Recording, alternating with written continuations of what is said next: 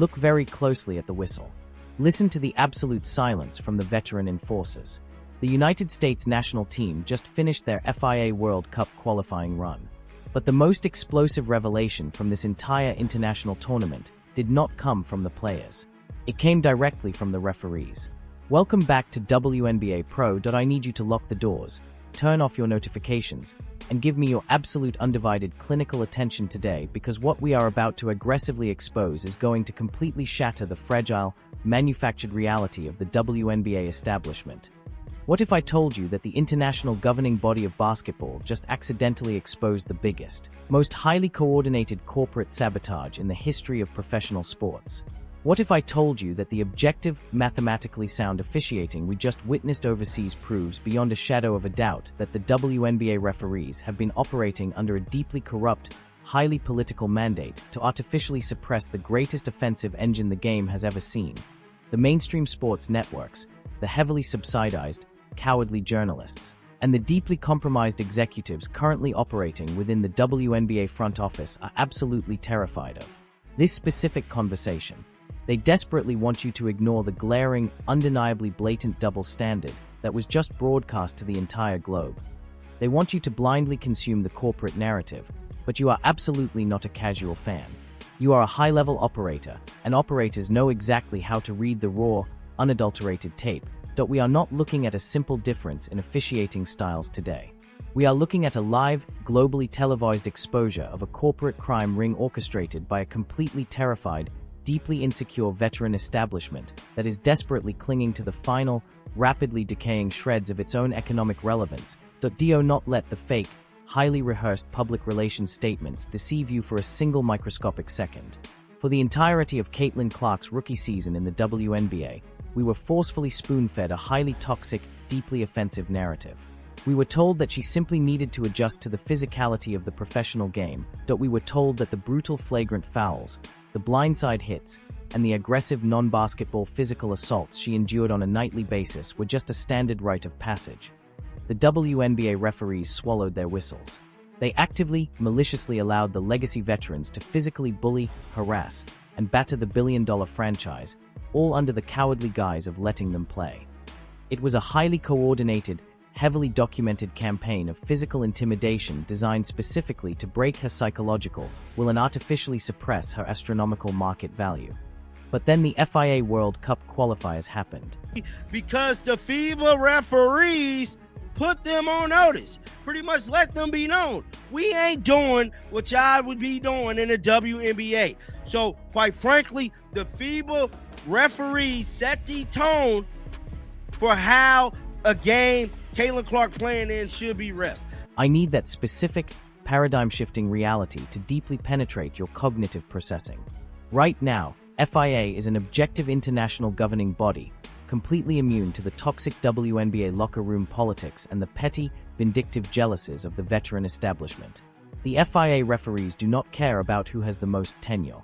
They do not care about the fragile egos of the legacy players. They do not care about the unwritten, highly corrupt rules of the WNBA Veteran Country Club.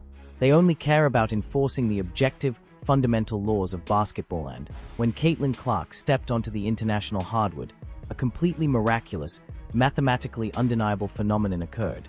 The physical assaults stopped. The blatant non-basketball hits disappeared. Why?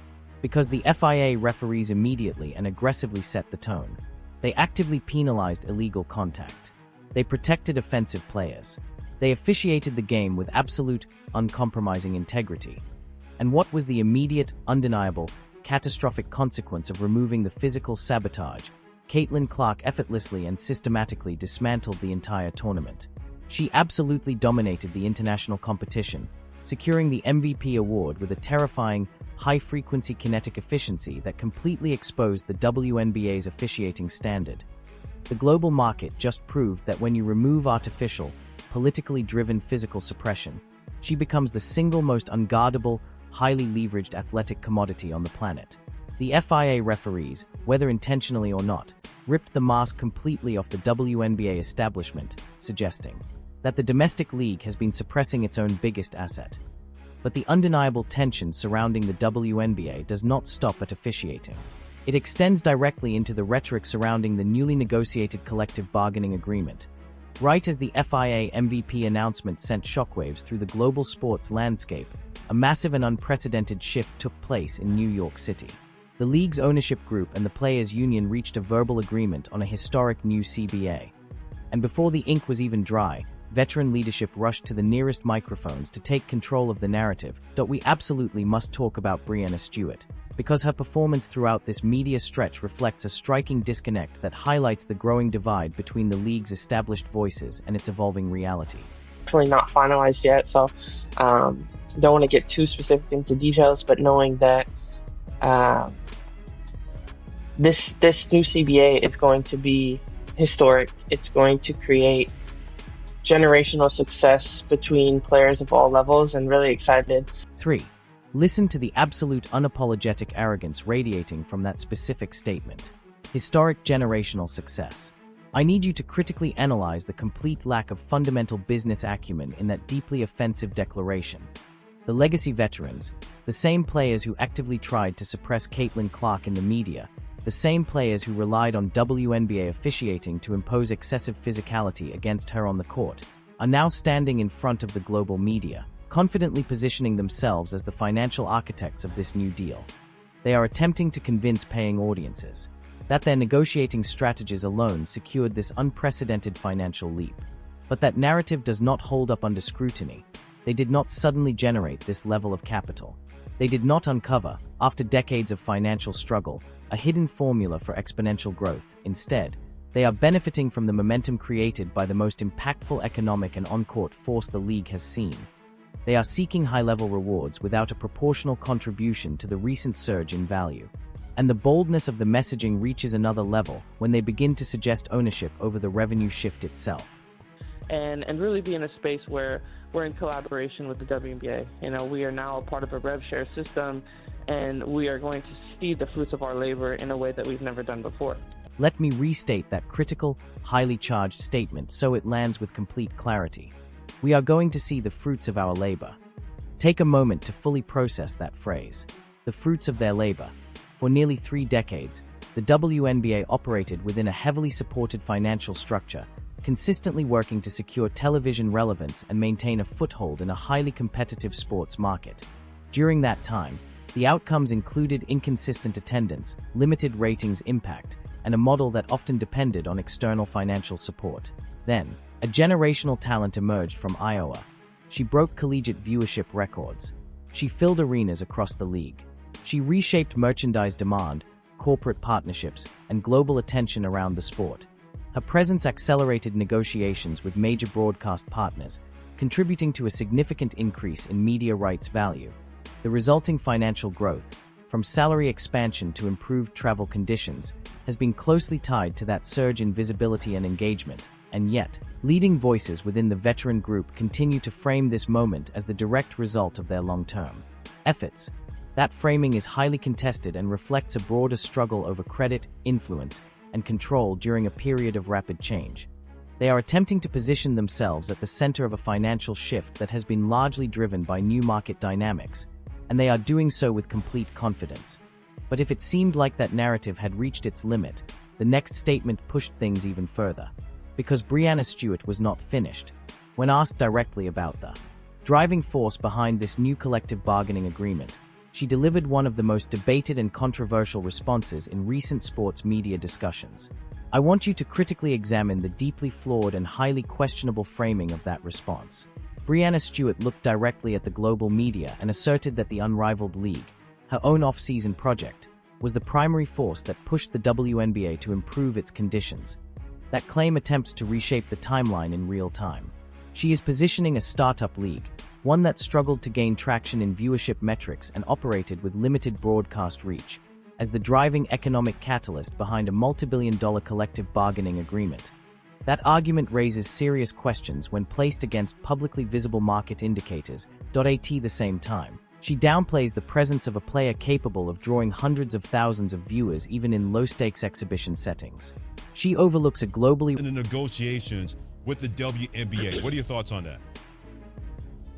Yeah, I mean, I think that, what we could take from Unrivaled was just the way that players were treated and how we had a standard to make sure that everybody had access to everything that they needed to build their basketball, build their game in a way. Recognized star who dominated international competition and secured MVP honors on that stage. This creates a clear disconnect between measurable audience behavior and the narrative being presented. IT reflects a broader tension between perception and market reality, where individual or group positioning may conflict with what the data suggests. The result is a moment that many interpret as a striking example of narrative control under pressure. There is visible reluctance to acknowledge how significantly one emerging figure has shifted the financial and cultural dynamics of the league. And that brings us to the bigger picture. This conversation needs to be elevated beyond isolated quotes and into a broader economic context. If you are only focusing on polished interview clips and surface-level reactions to the new CBA, you may be missing the larger structural battle unfolding behind the scenes right now.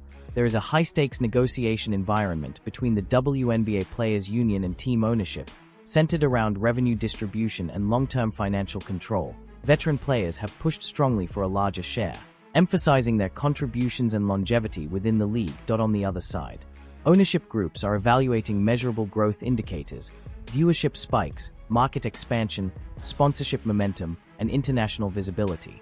They are also factoring in recent international performances, shifts in audience engagement, and the comparative struggles of alternative off-season ventures.